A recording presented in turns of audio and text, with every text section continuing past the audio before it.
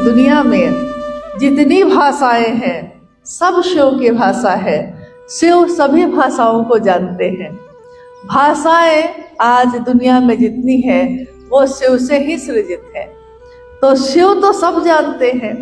हम जिस भाषा को जानते हैं, हम जो भाषा बोलते हैं, जब हम उसी भाषा में अपने गुरु शिव को पुकारते हैं, हे शिव आप मेरे गुरु हैं, मैं आपका शिष्य हूँ, मुझ शिष्य पर दया कर दीजिए, तो महागुरु महादेव की असीम दया हमको प्राप्त होती है। महादेव की दया इस धरती पे सतत प्रवाहित है, यानी लगातार प्रवाहित है, लगातार हमारे आपके बीच है। वो जिस दिन शिव ने इच्छा की, कहा जाता है कि शिव की इच्छा से ही ये दुनिया बनी है। शिवेच्छा बली असी, शिव की इच्छा में बहुत बल है।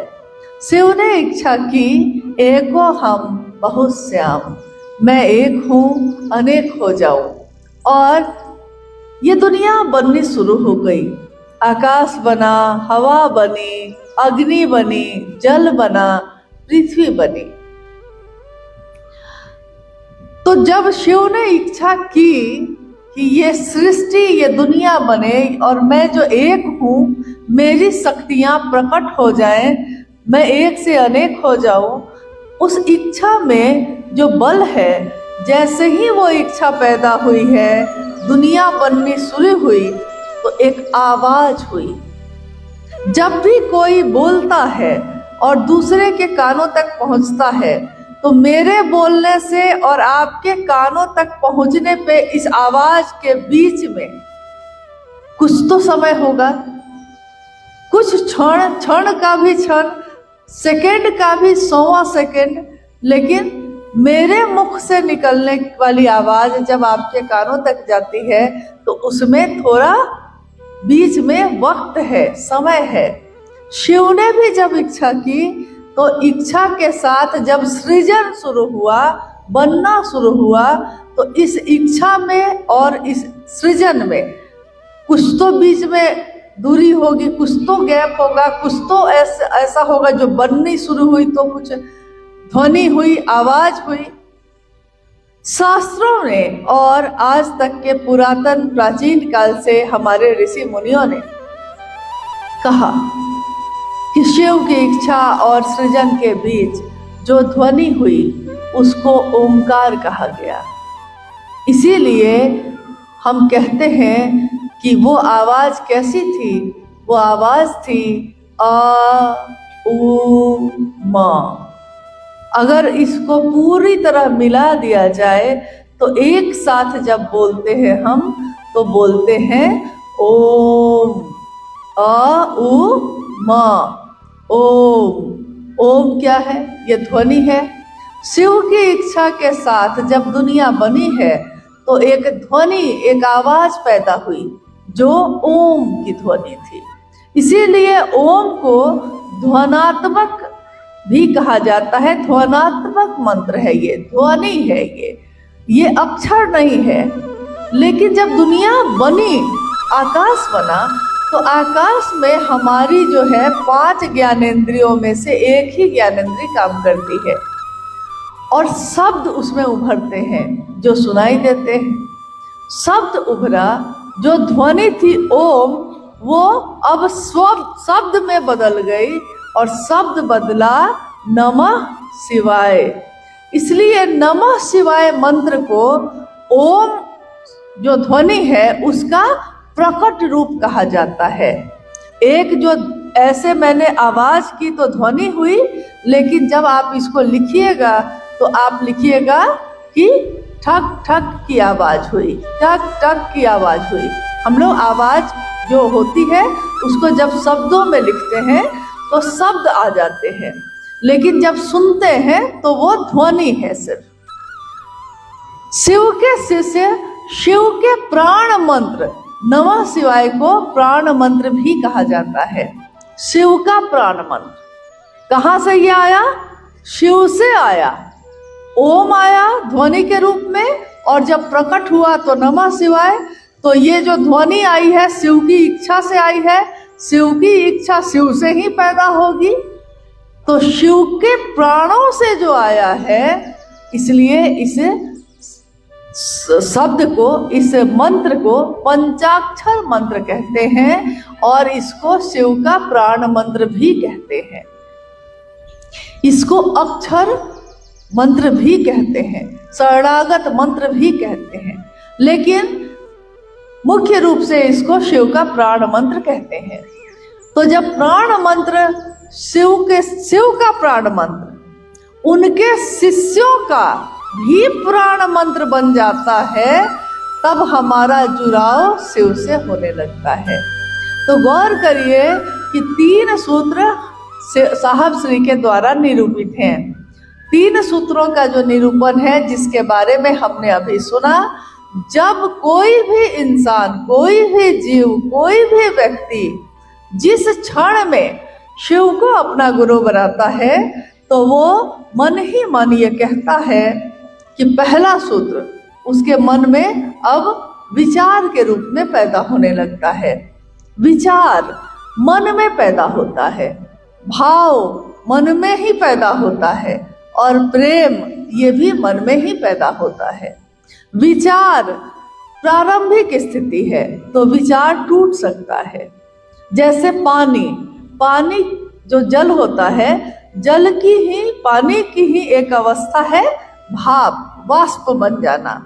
तो जब हम पानी को गर्म करते हैं तो पानी वाष्प बनकर उड़ने लगता है। तो वाष्प भी पानी का ही एक रूप है, एक अवस्था है। पानी तो है ही, जल तो है ही, और अगर हम उसको ठंडे जगह पे रख दें, उस पानी को, उस जल को, तो वो तासीर उसकी ठंडी हो जाती है और वो बर्फ बन जाता है। क्या बर्फ जल नहीं है? क्या भाप जल नहीं है?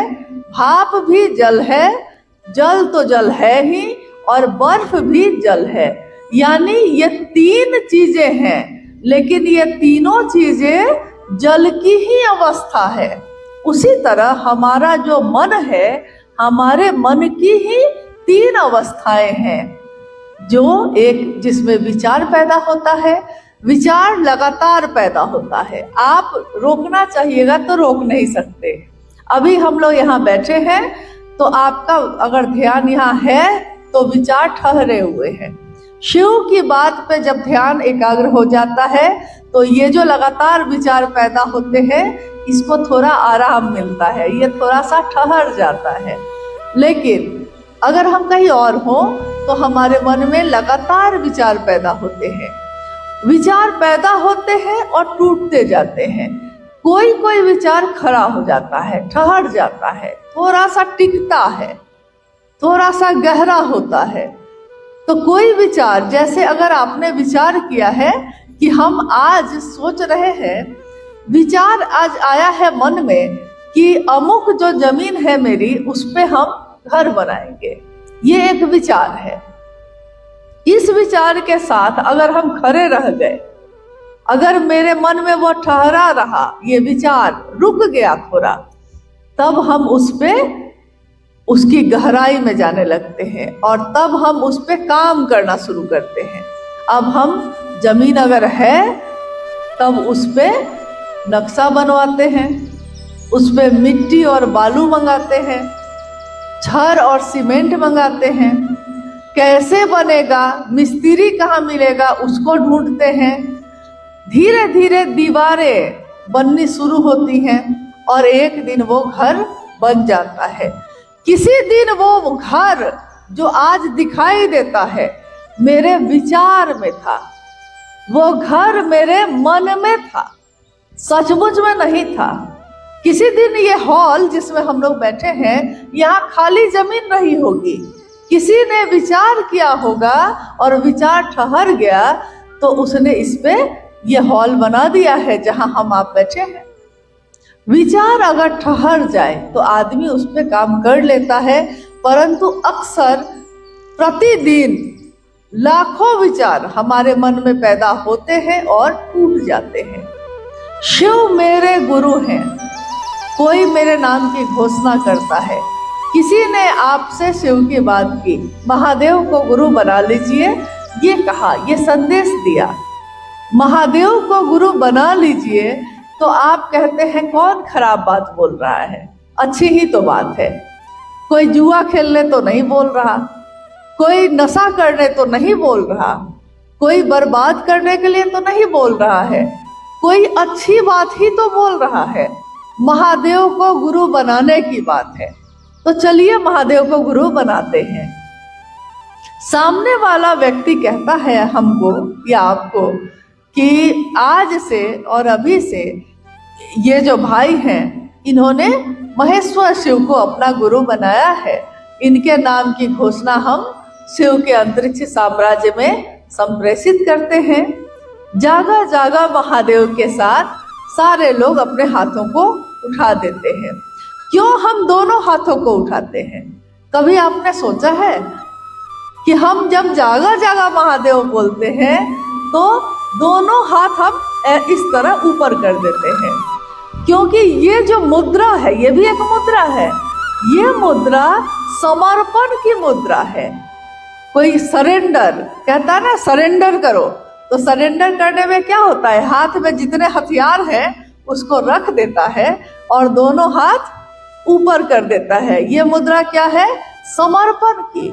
जागा जागा महादेव मतलब मेरे मन में ये समर्पण पैदा हो रहा है अपने गुरु के लिए कि मेरा जो तन मन धन है, हे गुरु आपके लिए समर्पित है।